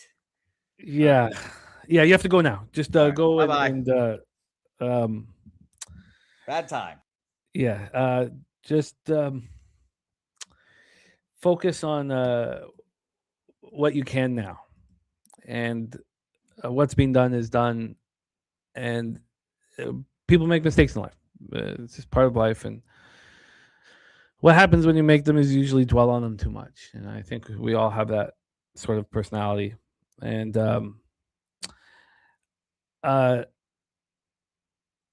yeah, look, it's too bad, but let's just move past it. And he'll never get scammed again. Okay. Yeah, Jose was obviously trying to help out a friend and got bucked by but look, we can sit here and discuss how this shouldn't have happened, and it's too bad it has happened, and we hopefully Jose can move past this, because it's going to be something that's going to bother him quite a bit, I'm sure. And we love Jose very, very much, and this all happened out of his kindness as a person, and that's what these scammers prey upon. Okay, Here, though, I doubled down on Arizona. If you go through Merrill Kelly in 2025, in 2024, in 2023, he was very, very good in Coors Field. He's always been good in Coors Field. We have a pitcher, Merrill Kelly, with a 9.92 xERA. When you look at the numbers that these two pitchers have delivered right now, you would say that, well, they're both trash, but I got the better pitcher in Freeland pitching at home. And I do not think that's the case. I think that the back injury hurt Merrill Kelly very bad. He had a good start, and then his back must have. Look, I don't want to make excuses for him, but I am here on Arizona first 5 and on Arizona full game. Now, there are some issues here. One, obviously backing Merrill Kelly. The other issue here is that the Rockies just cost me money yesterday. And we have an issue as gamblers. Well, I shouldn't say we and put you guys into it. Let me just say where the subconscious plays tricks on you. I have a recency bias where the Rockies just cost me money, and now I'm fading them. And that historically does not work. It took me time to go through what Merrill Kelly's done in Coors Field over the last few years. So there we go. Arizona first 5, Arizona full game for me. You can get better lines than what I got. I got Arizona first 5 minus 127. I got full game at minus 120. And when we get to Arizona first 5 here, I'd like to see the difference. I hope this line's moving towards the Rockies. It's now minus 117. And the first 5 still minus 125 at least. So there's still an 8-cent difference. 8 cents of difference. All right, let's roll on to our next spot on the board here. We move towards sorry, I got my pages and notes are just absolutely ludicrous. Now that I've restarted. Okay, here we go. This is the game that I ended up just leaving off. Now, look, I have made a heavy investment fading the Giants today. And I learned from the great Nutflush Allen to fade both the Giants and the Dodgers in the first game after they had a series against each other. And it worked beautifully last time. So, of course, that bias is in my head. I cashed fading both of these teams after they played each other last out. And here we had the question marks whether this would be Blake Snell or Justin Robleski. Blake Snell is the guy who it's going to be. Blake Snell historically starts off seasons poorly, and he's a very fadeable pitcher early in the year, and I would expect this to really be no difference. We have Jack Kohanowitz, who is pitching very, very well, getting lit up and smoked in his last start at the Blue Jays. And the Dodgers are not the powerhouse offensive team that they were before. 250, 712 OPS. They're not raking versus righties. And I'm right with you, Robert Franklin, but I didn't know exactly how to bet it, because I didn't want to invest too much into fading the Dodgers. So I had, the Angels team total over 3. Now that line was offering me a better number the longer I waited. It was a better number this morning than it was last night. I had the Angels first 5 plus 1, not plus a half, but plus 1. And I had the Angels plus 1.5, although I could have easily bet the Angels plus 2. And I don't want to sit here with 750 on the Angels. So I was sitting there trying to figure out exactly how to bet this, and I felt like there was no rush. There was no rush because the line was going to move towards the Dodgers. This total is sitting here at a 9, so this has moved towards a 9. This is moving towards the over. Now, is it moving towards the Dodgers still? And I guess I kind of feel like this is a can't lose. It's moving back. I feel like this is a can't lose because I did want the push in the right direction. Look, I think that the Dodgers should be faded just like you guys. Dougie Wise plus 2 minus 140. Oh, I could get at least maybe it's changed. I could get a better line at that plus 2 for the Angels here. Let me just pull it up right now. The Angels plus 2 at minus 106 at Pinnacle as we speak. Plus 2 at minus 106. Chris Warren says the Angels have not played well at home. But yeah, with minus 106 right now, Dougie Wise, at Penny. Now, I could compare it to what I'd get at 365, which is probably ugly. Now, I don't think I've ever bet a plus 2. I've been an idiot enough to bet a few -2s, and my ROI is horrific on them. Like, I have very small sample size, but I've been dumb enough to do that. But a +2, I don't know if I've ever bet. I mean, here, if we went with I could get. It's the same here. A +2 I get for -112 or so. I just wanted to sit with this for longer. And Danzo is on the Angels first 5 money line. Robert Frank said Angels have won 7 straight against the Dodgers. This means a ton to them. Robert Cherry says, now you'll want to listen to my fade. The Dodgers angle says, I told you they're not consistent. Fade them. Yeah, I don't see anybody on the Dodgers. It says now you want to listen to fade Dodgers angle. Okay, I feel you, Robert. Well, yeah, we want to fade them because they just played the Giants, most importantly. So I need to make a decision here, and I don't want 3 units. And I'll make it on my own.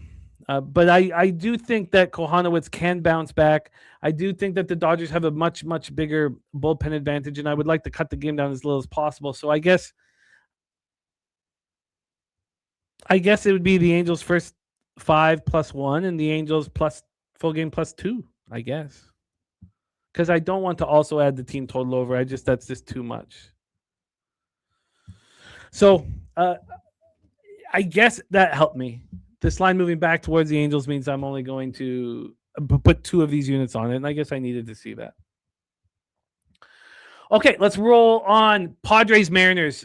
Now we've got to speed things up. I know it's been sort of a discombobulated show, and we apologize for that. But Padres Mariners is our next spot on the board here. Hancock, Vasquez, and this one I hit hard. And this one I came to the nightly bag with.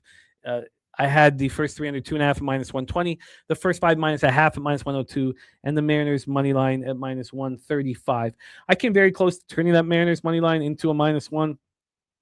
I even actually had it queued up, and I was like, nah, man, be responsible and win with a low. If I expect a low volatility game, then allow yourself to win on the money line. But let's take a look. I thought that you've seen the first 3 under 2.5 I'm on so far. I haven't beaten any of these line moves. Now, none have gone against me, but I haven't beaten any of them. Now here, let's see. I thought for sure, and I haven't double checked. I thought for sure I would beat this one. It's moved 5 cents. I don't know why it hasn't moved more than 5 cents. Look at that. TJ says checking in for work for a birthday pick. Have 5 minutes. TJ, I have the birthday pick for you. Oh, now maybe you're going to be upset. Maybe you're going to be upset. You're going to be upset. Maybe I'm not a good friend because of this birthday pick, because I know you do not want to bet this. And you'll probably you probably can't bet your unit size on this.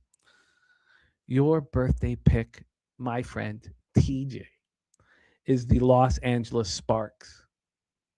The Los Angeles Sparks. I have tripled up on them, TJ. First quarter -2.5, first half -4.5, full game -7. We have a gift. It's all basketball bets for you, TJ. Oakland money line from Nutflush Allen.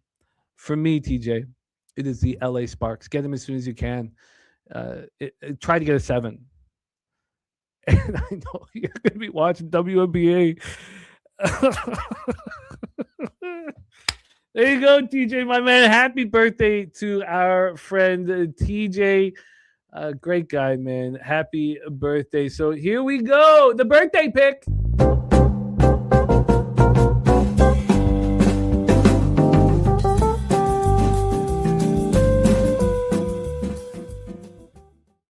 LA Sparks. LA Sparks. TJ, my man. Okay, so look, I hammered this here. Yeah, I've not moved on the Mercury yet, and I'm going to bet against that move. But I am being very patient. I'm gonna take the Mercury, but I saw it move. I didn't know if it'd move all the way to 2.5, but I thought I could probably get a flat 3. But it's gonna sit back. Oh, DJ, man, I miss you, buddy. Gonna see you in August though. I can't wait. Okay, here we go. Have a great birthday, TJ, my man. So I moved, as I said, on 3 spots. The first 3 under 2.5. It's only moved 5 cents in my favor. I thought I was going to smash the move. I thought it'd be minus 135 right now. Mariners first 5 minus 102, and the Mariners money line at minus 135. Hancock is a pitcher I watch very closely. I like him a lot. And 2 starts back, he has his best ever start. 14 strikeouts, throws 103 pitches at home. And then he goes to the Chicago White Sox, goes to right field in front of, a few thousand fans, and he gets lit up and smoked. He gets touched up. He just had the start of his career. Now I think he comes back home and shoves once again. I really think he pitches well here. And I think that Vasquez is capable of pitching well as well, but I do think that Vasquez is the question mark in this confrontation. Vasquez, 3.05 ERA, 1.17 whip. He's got a 4.62 xERA. He just seems to get the job done. And he did that at home versus the Cardinals. Cardinals have been hitting pretty well. Allowed 1 earned run there. Oh, and it is a 3.5. Okay, damn. I'm hoping to get a 3 a.m., but I'm waiting for that Mercury spot. So let's take a look at the line history and then take a look at the cash flow for this as well. We have 54% of tickets, 54% of cash on the Mariners. That's music to my ears. The minus 135 is widely available. You can beat that. You can get a minus 130 if you'd prefer. Here we have, wow. Oh, thank God. Sorry. I thought it was 125. That was going to make me panic. It's a minus 130. This opened up minus 125. And as I said, I'm on the under. Let's see what this total is at right now. We have under 7 at minus 105.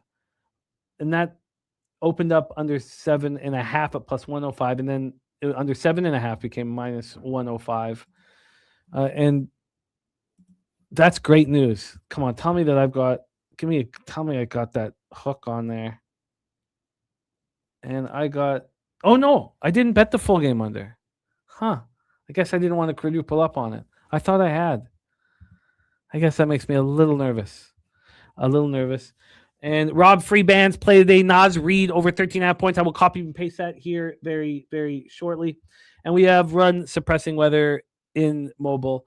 Minus 11% homers, plus 1. Sorry, minus 11% runs. It's plus 1% homers, minus 30% doubles and triples, minus 1% singles. And the spreadsheet play of the day is on Seattle as well. I love to see it. Ronnie Crawford. So let me. Oh, nasty Nate. It's too bad. We just must remember that this, unfortunately, this happened to someone who is extremely kind and cares very, very much, and so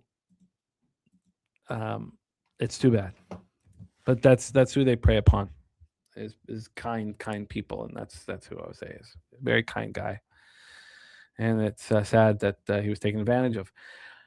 So we roll on to our next spot on the board here. And I was tired last night when I finally got all the action in. And the A's bet was supposed to be minus 1 bet full game. I'm on them first 5 minus half. I'm on them full game minus 1. When I woke up this morning, I noticed that I had put a full unit on the A's money line and a full unit on the A's run line. And when I make mistakes like that, I just let them go. I can buy out of them. I could buy out of it a little bit live as well if the opportunity arises, which I'm sure it will.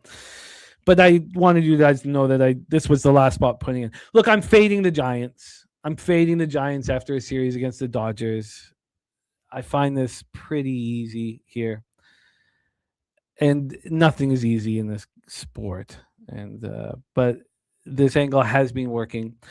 Am I going to sit here and expect Savali to keep pitching the way he's pitching? Savali does go through streaks like this. We've seen him get hot before. He's now, in his last 3 starts, allowed 1 solitary run. He is throwing 16 innings and allowed 1 run. He's coming off a nice start at Baltimore. He had a really nice start at home. This is a minor league ballpark. There's another psychological angle that I'm taking advantage of. And yes, the A's bullpen is exhausted and beaten up. The Giants bullpen has been pretty pretty hard in that Dodgers series, but the Giants bullpen's pitching like the best in baseball right now. Well, it's not, but it's pitching quite well. 2.81 goals again. 2.81 earned run average, 1.29 WHIP. And here, sorry, DJ just messaged me. I gotta stay focused here. Here, Tyler. So here's another psychological angle. Now, this is a sport that's all numbers. It's all analytics, and there's times when you cap baseball and you're like, "Am I smart enough to be doing this?" But from a psychological, non-numbers angle, Tyler Mahle's been coddled. Last year, he had this spectacular season: 2.18 ERA, 1.13 WHIP. He barely pitched on the road. Every start he had was in that Rangers home ballpark that's extremely pitching friendly. Then he gets moved to the Oracle Park, the perfect ballpark for him, and is, another pitcher-friendly situation. If you look at the amount of innings that Tyler Mahle has thrown in 2025 and 26, and look at them in run suppressing environments and offensive environments, there's almost none in offensive environments. Now he's got to go to Sutter Health Park in Sacramento, California. Now he's got to go pitch in a minor league ballpark after just being coddled for the last 2 years. We have 66% of the tickets on the A's. 81% of the cash is on the Giants. And I challenge Mahle to pitch in this ballpark. These are the conditions. Plus 25% runs, plus 31% homers, plus 19% double and triples, and plus 5% singles. So I will challenge him. Challenge Mahle. And so this game is going to become quite important to me because of the not making this a -1 bet, instead putting a full unit on the money line and a full unit on the run line. I do have 1 unit though on the first 5 -1/2. That is my action. Let's do a quick review of all action. We have Miami. So 17 bets I have open. Miami, Tampa, first 3 under 2.5. San Diego, Seattle, first 3 under 2.5. Mariners, first 5 -1/2. And Mariners, money line. Those are the 4 bets I came into the nightly bag with. These were the additions after the show. Toronto, Detroit, first 3 under 2.5. Toronto, Detroit, full game under 8.5. Cincinnati, Cleveland, first 3 under 2.5. Cincinnati, Cleveland, full game under 8.5. Yankees, Mets, first 3 under 2. Yankees, Mets, full game under 7.5. Yankees, -1. Boston, Atlanta, under 8.5. Atlanta, -1. Arizona, first 5 in full game. A's, first 5 -1/2, and A's full game -1. When we get to the additions, there's not a ton of them, which is good. I've got a lot of them. Actually, there's no afternoon ball. It starts at 6:40 p.m., so it's going to be sweaty. I still like the Guardians and can get there. I can get there. I think it might make sense to just move live if I do love Way Abbott's pitching and making up for lost time. Then the Marlins first 5 is questionable, but I already am on the first 3 under in Marlins Rays. I'm going to add the full game under. Then that's already in. Then the White Sox first 5 +1/2, I'm interested in. I think that Burke can bounce back in this situation.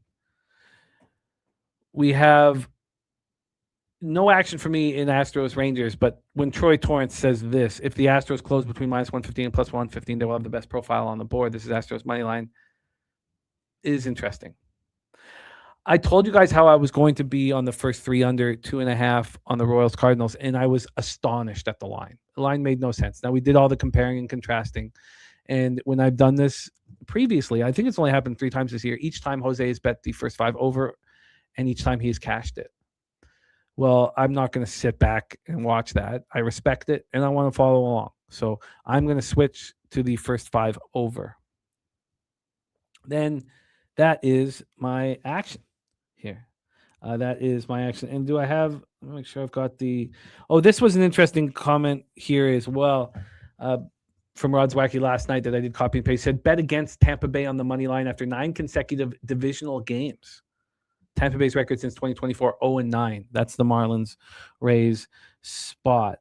Let's get I must have. Okay, so all right. Let's get into NBA here. Thank you guys so much for joining us. And I told you guys I want to get involved. Now we're gonna have to be pretty quick here through basketball. We have the East semifinals, Game 6, Pistons Cavaliers. We're at Rocket Arena in Cleveland, Ohio.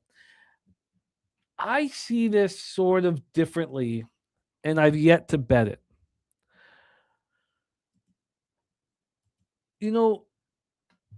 Obviously and this could easily keep me off of my interest in the Pistons. It's Jalen Duren sitting on the bench in the fourth quarter in overtime. He's a young kid, man. I know he doesn't look like it, but 22, and this has become a very costly series for him and his future contracts. Nobody's helping Cade Cunningham at all, and if you're sitting there going, well, we need Dennis Jenkins to step up, there's a problem. But this Cavaliers team, I mean, first off, the Cavs have not made it to the Eastern Finals without LeBron on their team in 34 years. And Spider's never made it to the conference finals, and he's talked about how important it is to get there. I do see there being pressure on the Cavaliers, and if Duren hadn't been such a question mark and Mobley wasn't playing up to the $50 million contract, because he is. Mobley was absolutely spectacular. Good God. I mean, playing at a level, 19 points, 8 rebounds, 8 assists. And then you have Harden going for 38 and 6. It's not that I think Harden will shrink, and we watch Spider, go only 4 of 15 from the field in regulation, and they still get the job done. Push came to shove, and the Cavaliers stepped up. But I had expected the Cavaliers to be a public team, and they're not. 58% of the tickets, 56% of cash is on the Detroit Pistons, which is a surprise. I'm waiting for that to change. It doesn't seem to be changing. I mean, who would want the Detroit Pistons after what they've seen, and yet this is just sitting here at a 4? Who would want them watching them lose 3 straight games the way they have? Total-wise, I want the first half under and the full game under. Dougie Wise is on the Pistons +4. Wine time on the Cavs -4. And Rob Free back in the A's as well. Mark A is on the under 210.5, and that's what I want. Now, there is a belief here, and it's so fun working with all of you guys. And Nutflush Allen talks about how on Friday nights, low totals climb. They climb. Public likes to bet overs, and also, and GLB says first half under is a solid look. I'm going to be on the first half under and the full game under. There's no doubt about this at all. At all. So we do have our star backstage here, young Jose Bouquet. Jose, how are you, my man? We're not good, Jimmy. We're not good at all. Just got scammed for $500. That's awesome. Great start to the day. Yeah. Well, very, very cool. Very fun. I'm sorry that you had to experience that. Yes. Well, don't you guys worry, because there goes, I forgot what pool I won, but there goes all that money straight to my mother. Yeah, I'm sorry you had to experience that. What a fucking morning. I'm sorry. Now, this is very, very difficult to do what I'm about to say, but you've just got to move completely past it. And it's impossible to do, but you're going to dwell on it for too long. You got to try hardest not to. I mean, just consider it like you backed into a car, and we're not going to go through the insurance, but you got to give them $500 right now. Yeah. And just move past it, because there's nothing you can do about it now.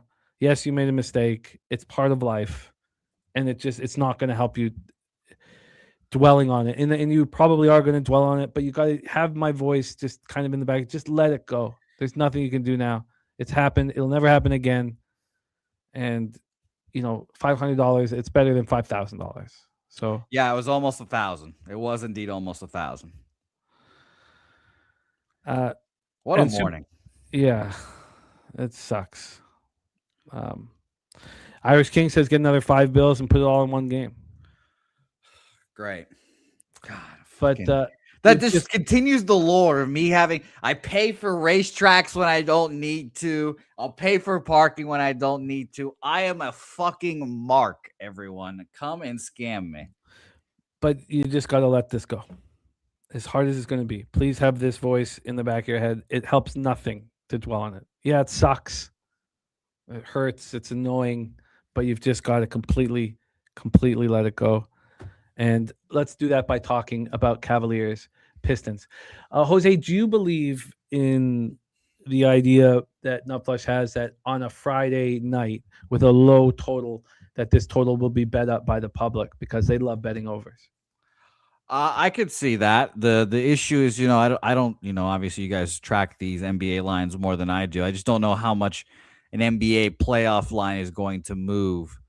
210 is now 210.5. At like Bookmaker Heritage showing 210.5 as well, and they opened this line up at, or excuse me, the market is at 58 and 65 to the under so far, which is interesting. I want this under badly, and obviously the game 5 under would have cashed. The defense for these over bettors that we expect are going to come and hammer this over is look at the scores in Cleveland: 225, 215. So we've had 2 games easily clear this number in Cleveland. Why wouldn't this one as well?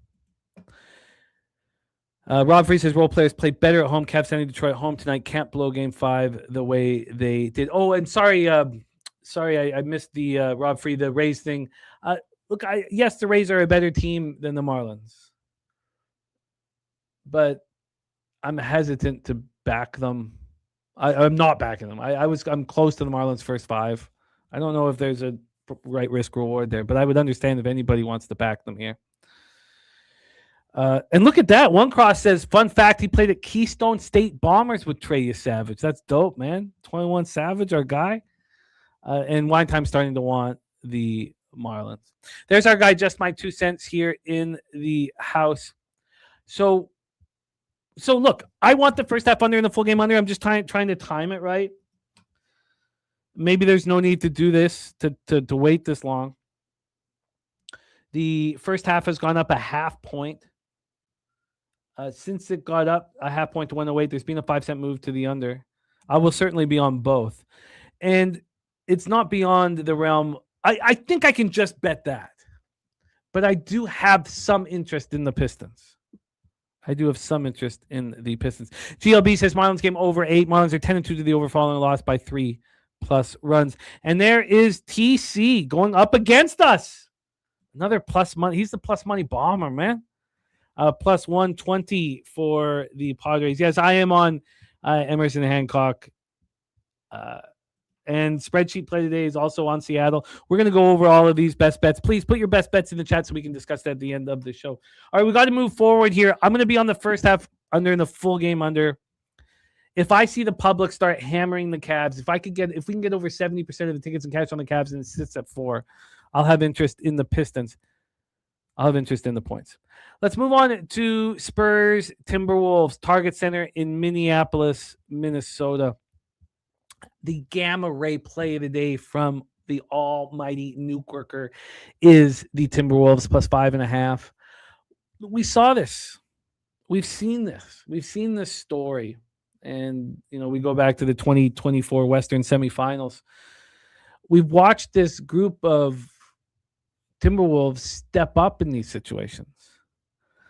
And we have, Dougie Weiss, I got your Spurs. Actually, let me just make sure that I do. So I will, yes, I do. I got Dougie Weiss. So we've seen them step up in these situations. And look, I'm a Spurs future ticket holder. You could have got better than me, but I waited till the Spurs beat the Thunder back-to-back games, and the one was in the NBA Cup. And I was like, look, come on. So I got 33-1 and 16-1. And it feels like I'm holding a lottery ticket that I'm likely to lose because the Thunder are sitting there with their feet up now. Jalen Williams got his feet up, but his hammy is all messed up. We'll see if he's ready to go or if he'll just get hurt again. But they're a very, very, very good basketball team. And I don't feel like I need to get involved in this. And maybe it's a cop-out. The Timberwolves clearly need McDaniels or Julius Randle to step up like they did in Series 1. They have not done that. McDaniels hasn't scored over 17 points in the game. Ayo's beat up. We got MMA locker room here in the house. Everybody listen to the new Drizzy album. So I don't want to sit here and hem and haw. I want my futures to be live. Wine Time says he did want the Wolves last night. Now he's off. Let's take a look at the line history and the cash flow. And there's often times when my futures get in the way of my current action. And it's more of the time detrimental than it is positive. This 218.5's moved 2 cents to the over. That's it. Sitting there at 218.5 if anybody wants it. We have San Antonio at -5.5. Bookmakers moved it to 6. You could have got a 4.5 yesterday afternoon, but it did open up at 5. And then when we get to the cash flow here, we have a 53% of the tickets, 51% of cash on Minnesota, 51% of tickets on the over, and 58% of cash on the over. If we were in Vegas and somebody put, $1,000 in front of me and said, go to the window and we'll split the profit, I would take the Timberwolves +5.5. I would maybe wait a little bit longer, see if I can get a 6. Just because I believe in their character. I believe in their defense. I believe in them stepping up. The Spurs are the better basketball team. I am not here. Chicago baseball guys says Cubs, Sox, and New Primus. What a day. So let's roll on here. I'm going to be on the first half under and the full game under in Detroit, Cleveland. I'm trying to time it right. Detroit is still a possibility, but there's nothing for me in the Spurs-Wolves game. I will be watching it. No, I won't be able to watch the beginning of it because we'll have the nightly bag breaking down the Saturday card. Let's get into the WNBA here. It's funny. So the best bet on the board is the Sparks, without question. We got Jose Bouquet back in business. Yes. Sorry, what was your action on the Spurs game? I apologize. Nothing. Nothing? Okay. I hope the Spurs win. Obviously, I have the futures, so that would be great. Or we have the futures, so that would be lovely. Yes, it would take care of a lot of problems. It would take care of, $400 X that I just lost. And again, the at least, Jimmy, at the very least, I won that pool. Because if I did not win that pool and had that money tucked away for Helga's ring, I would be fucking distraught right now. I would be the most down bad ever. Now it's just a funny story that we can all laugh at. And we have this fucking idiot paid for something again. God, yeah. I need a shirt that says I'm a fucking mark. You know what? You know what you need in your life? God, little WNBA action. Fuck yeah. That's what you need. Let's get into it, my man. Let's move past it. Let's not dwell on it. God. We got it. You got to have a great life ahead of you, and we love you very much. Oh, man. What a fucking morning it's been. Fucking 7 a.m. you wake up, and that's the first thing you see. Las Vegas Aces versus the Connecticut Sun, who are leaving the Connecticut area and going to Houston. Sorry about it, Nasty Nate. I know you are distraught. 15.5-point favorites were the Aces. They are now 15 across the board. Bookmaker still has the 15.5, but BetOnline has a 15. Opened up 15.5. Got down to a 14 and a 13.5 at one point. At one point, and is now 15 here, Jimmy. What do you think? Well, look, this might be the very last time I do this. This has not worked. What works in the NBA does not work in the WNBA. The Connecticut Sun just got absolutely annihilated by these Aces. 98-69. The Aces, when they went to LA, that was a double up spot on my trip. Like, I stopped everything and made sure that I backed the Aces after losing by 30 plus on their ring ceremony night.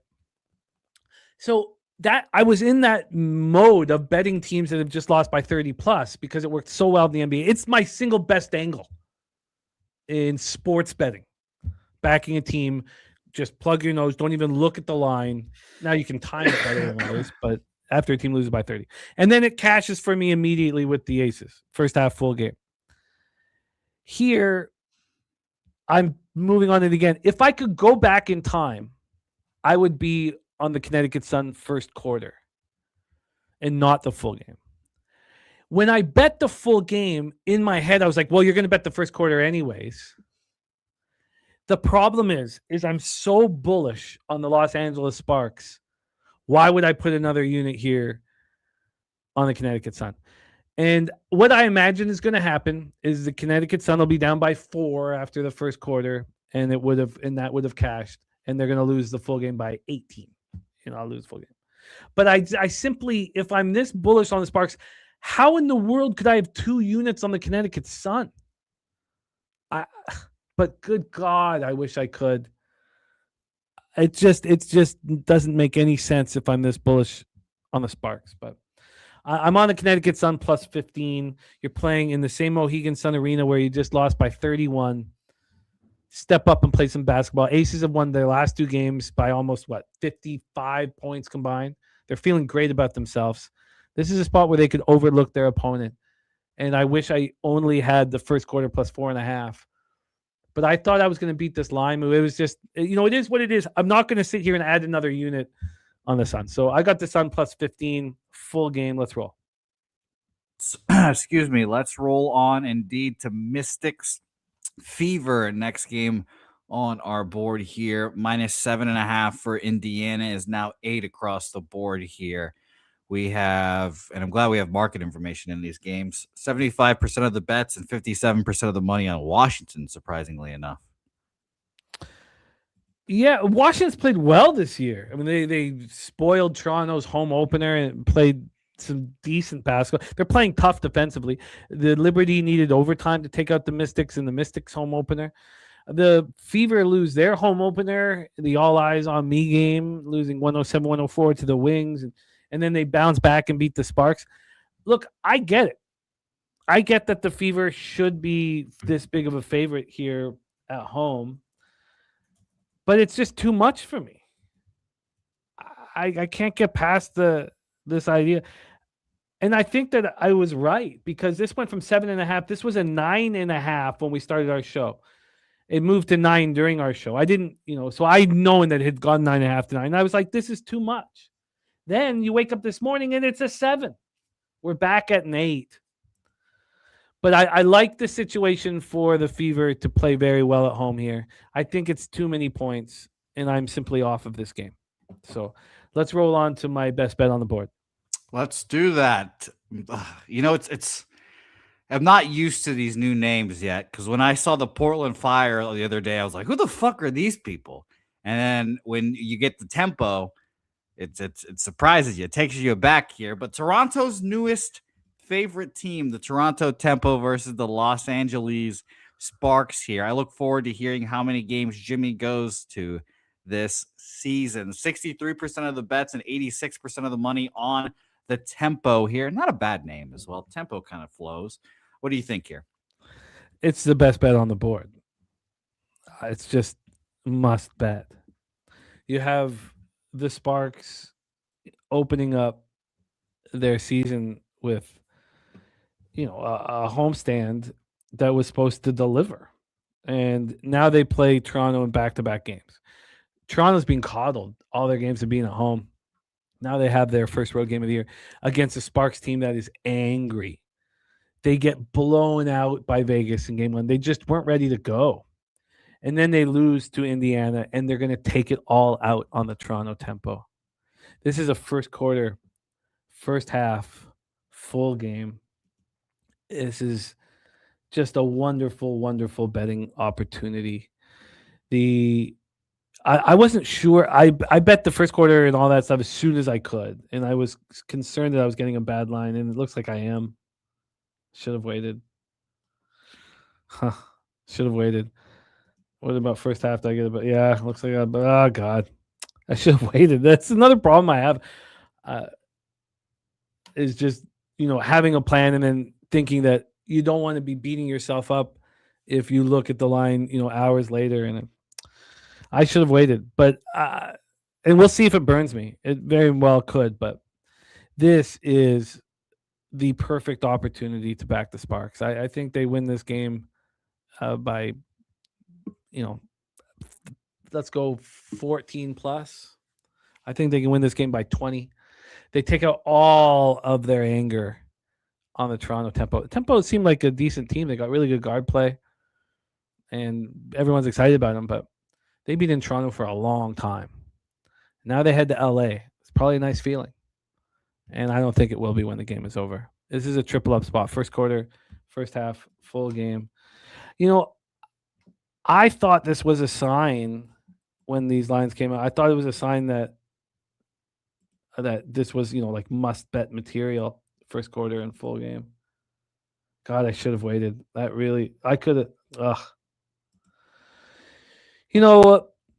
There's capping, breaking down games, finding your angles, and then there's the execution of putting the bets in, and they're two very different things. I've worked with cappers before that were, could, break a game down nice, but they were exceptional live bettors and were poor pregame bettors. There's all sorts of different styles amongst our group. Here, though, this is just must bet. It is perfect. This is absolutely perfect. Now, I still somehow screwed it up. We'll see if it costs me cash. Let's talk about our final spot on the board here. Chicago Sky, Phoenix Mercury. We got to put a bow on the proceedings here. We've had, and we were expecting this move. Oh, let's see what the cash flow was for that LA game anyways. 63% of tickets and 86% of cash on Toronto. Oh, my God. Is this not heaven on earth? Look, man. And I still screwed it up, but it's heaven on earth. Here, I want the Mercury. I want the Mercury quite bad. Now, Rod's Wacky was rocking with us on the Nightly Bag, and he was talking about, how good the Sky have been to him, and he's not getting off the train, and I get all that. Look, the Sky are just more than the sum of their parts. That's very well could be a possibility. But for me here, the Mercury should have won their home opener. They should have beat the Minnesota Lynx. They shot 37% from the field and 31% from three. They put themselves in a situation where they lost. It was a 3-pointer with 26 seconds left that gave the Lynx the win, and the Mercury were going to win that basketball game, and the Lynx shot 50 from the field and still just barely got past the Mercury. We have the Sky here on this road trip. They go into Portland, wax them. They go into San Francisco and beat the Valkyries by 6. Now they're going to lose to the Mercury. And, I'm waiting for this line to move. It looks like it's not going to. I was hoping for a 3, but I'll take a 3.5. Godfather on Chicago Sky money line plus 145. And I can't, you don't talk friends off of dogs, but also our friends have made a lot of money off the Chicago Sky through 2 games. So they're going back to the well. I think this is a comfortable victory for the Mercury. It's just going to be a 1-unit play. I'm trying to time it right as I misjudged the Sparks early action, but the Mercury will be added to my card. The Los Angeles Sparks are the best bet on the board. First quarter, first half, full game. Maybe it's time to put together a little SGP on that as well. That is the WNBA for Friday, May 15th. Jose Bouquet, my friend, let's put a bow on the proceedings.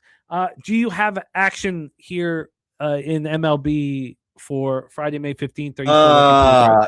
Jimmy, I would have action, but unfortunately, I just got decked for minus $500. So it doesn't seem like I'll have any action today. No, I'm just going to be lamenting that for the rest of the day. Try, and I mean it. I mean it with all my heart. Try your very best to not. Yeah. Every time it creeps in, just let it go. It's good. It's much easier said than done. I let things consume me. Don't let it consume you. We make mistakes. Now, Jimmy, there's still some hope, Jimmy. What's that? I'm still texting the person. Oh, and I'm like, yeah, just reimburse me for the first set and I'll get you the next set. I don't think I'm gonna be getting reimbursed for the first set. I'm not holding my breath. Oh, okay. What a fucking day. But yeah, no action for me here. I like Tampa, or excuse me, I like the Marlins here. But unfortunately the thought process was completely derailed. So no action for me, but go Spurs go, because the futures are big. I'd like to get to the opportunity to hedge. Yes, and we will be discussing that throughout. And we're not going to get it at the beginning of the series. Oh, by the way, I've already moved on the Avalanche in game 1 on Wednesday night. -1 at -117. That was a money line of -180 and a puck line of +140. I didn't see it available at other books. It was at Bet365, so I moved on it immediately. So there we go there. And then here, my action for it's been playing on the side of the screen. 17 bets in Major League Baseball. Yeah, Miami, not all your action is in there, but a lot of it. beautiful. Miami, Tampa, first 3 under 2.5. San Diego, Seattle, first 3 under 2.5.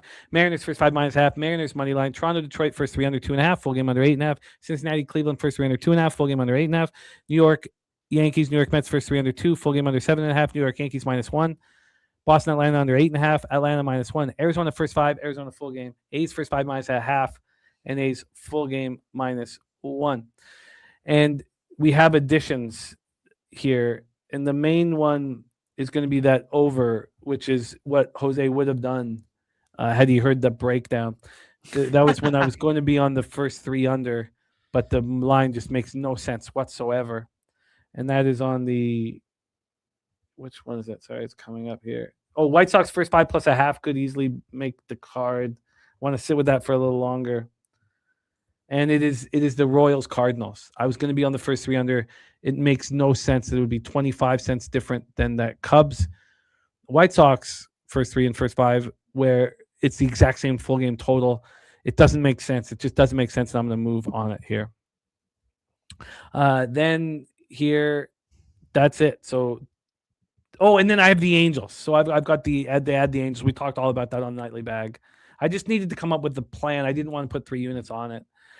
Then first half under and full game under in Detroit, Cleveland. Detroit's not beyond the realm of possibilities. And then I'm going to be adding the Mercury at some point, but I'm already on the Sparks first quarter, first half, full game, and the Sun +15.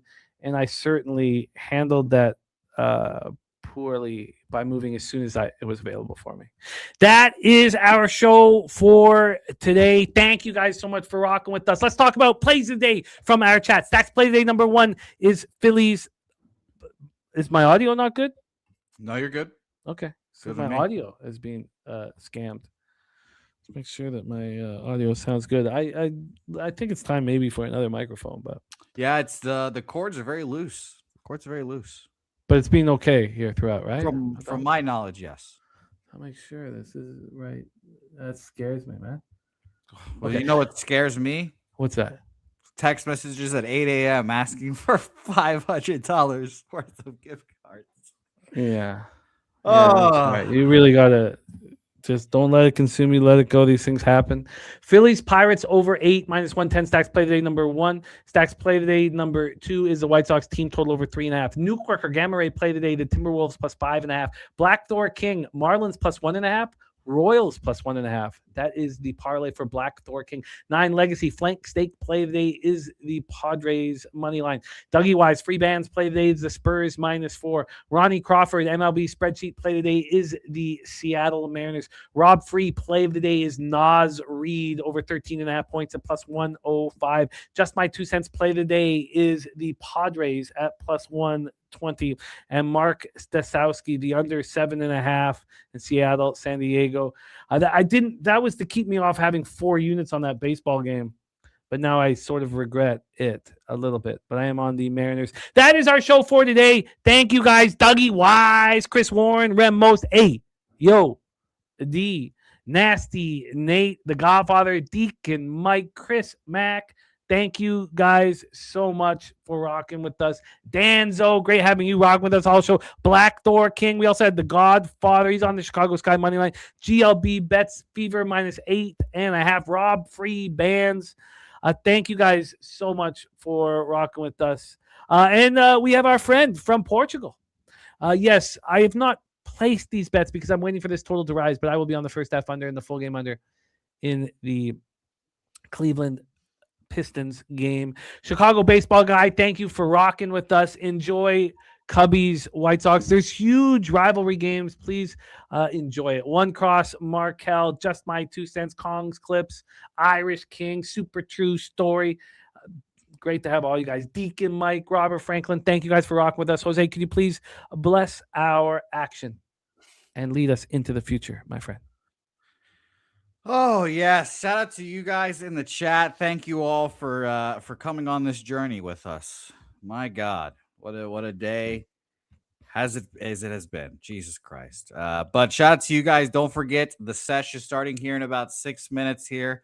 So go watch that and let's go make some money today. And Leche, a Los bookmaker. It's easier to sleep in the black. When you're losing your ass and feeling so, you know what to do. Tune in to Pub Sports Radio. Easier to sleep in the black. It's easier to sleep in the black. It's a roller coaster ride, you're gonna catch a bad beat. No problem, keep your head up and just bet the spreadsheet. It's easier to sleep in the black. It's easier to sleep in the black. All thanks to Jeff Slaughter, these shows have our backs. POD's always rolling, especially the stats. Easier to sleep in the black.